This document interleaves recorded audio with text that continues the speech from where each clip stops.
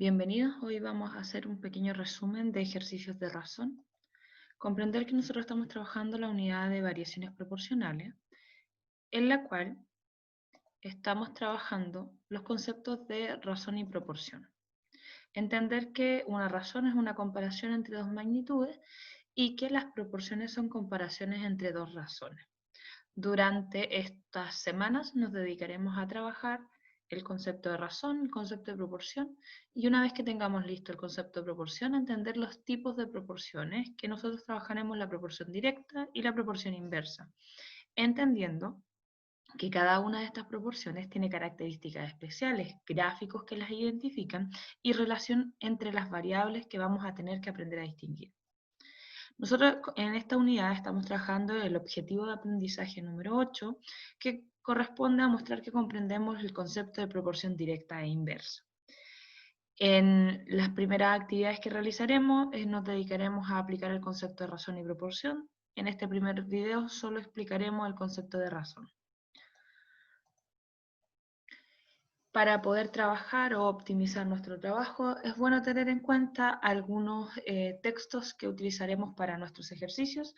Dentro de ellos está el texto del estudiante de séptimo básico que fue entregado a todos los estudiantes a principio de año, del cual trabajamos desde la página 85 y el cuadernillo desde la página 49.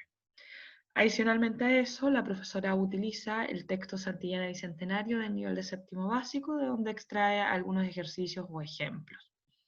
También tenemos disponible el cuaderno de ejercicios de matemática de la UC, de donde se extraen algunos ejercicios para poder trabajar en las sesiones.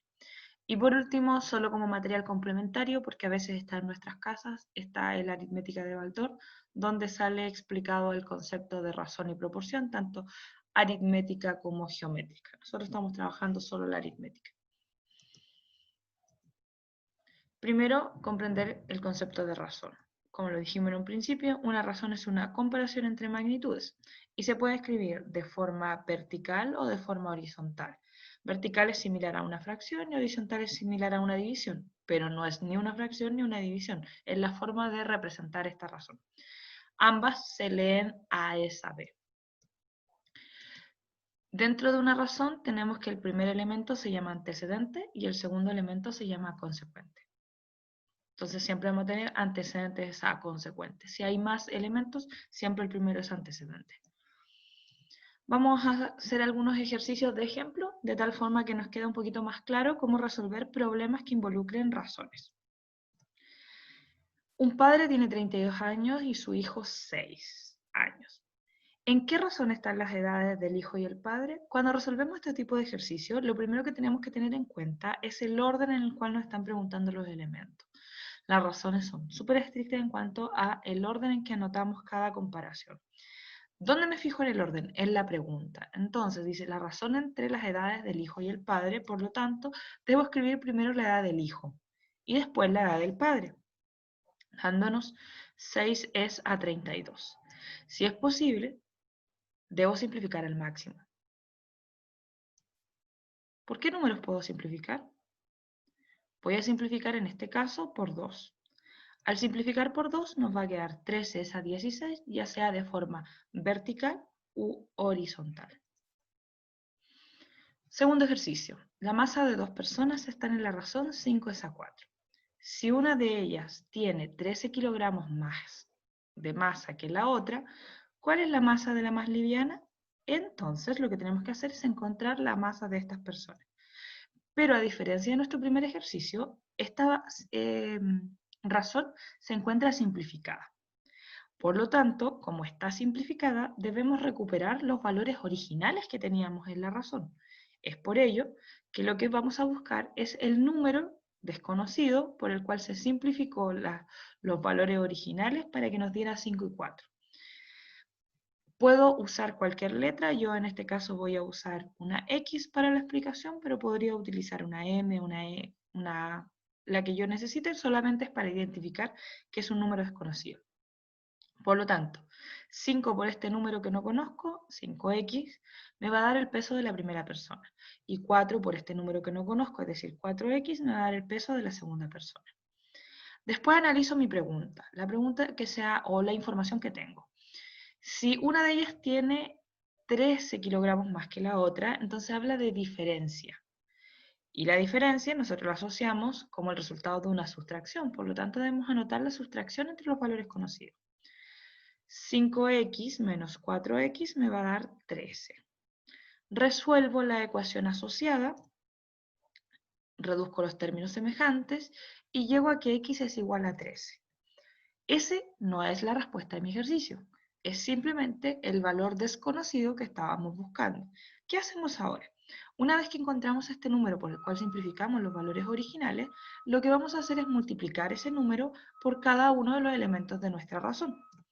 Es decir, 5 por 13 me va a dar lo que pesa la primera persona. 5 por 13 es 65. Y 4 por 13 me va a dar lo que pesa la segunda persona. 4 por 13, 52.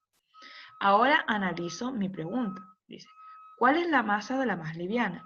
Analizo las respuestas que tenía asociadas y encuentro que la masa de la más liviana son 52 kilogramos. Eso es todo lo que debo hacer. Último ejercicio para poder que tengamos claros cómo poder resolver.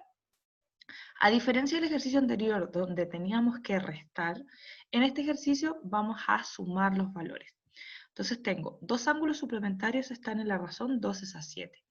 ¿Cuál es la diferencia positiva entre sus medidas? Primero, solo con este enunciado se puede resolver el ejercicio, pero requiere conocimientos previos.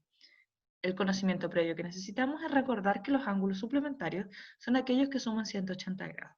Si no recordamos eso, no podemos avanzar en nuestro ejercicio. Dos ángulos suplementarios entonces están en la razón 2 es a 7. Al igual que el ejercicio anterior, estos valores están simplificados, por lo tanto debe existir una constante que multiplica tanto al antecedente como al consecuente para poder encontrar los valores de los ángulos originales. Es decir, que 2 por un número que no conozco me va a dar el primer ángulo y 7 por un número que no conozco me va a dar el segundo ángulo. Por lo tanto, vamos a quedar expresados como 2x y 7x.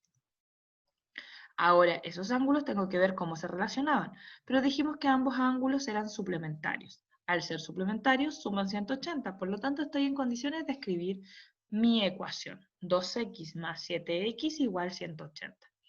Una vez que tengo lista mi ecuación, resuelvo. ¿Cómo se resuelven las ecuaciones? Los números en un lado, las letras con números en el otro.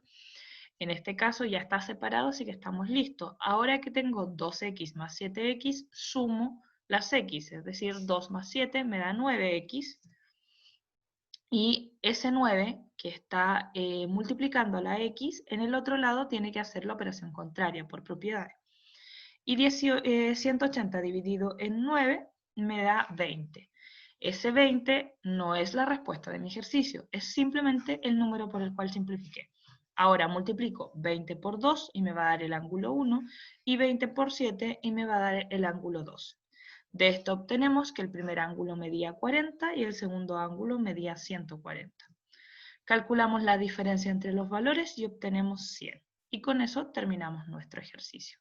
Espero que con esto les haya quedado un poco más claro lo que trabajamos en nuestra sesión anterior en nuestro encuentro sincrónico. Que tengan una muy linda semana.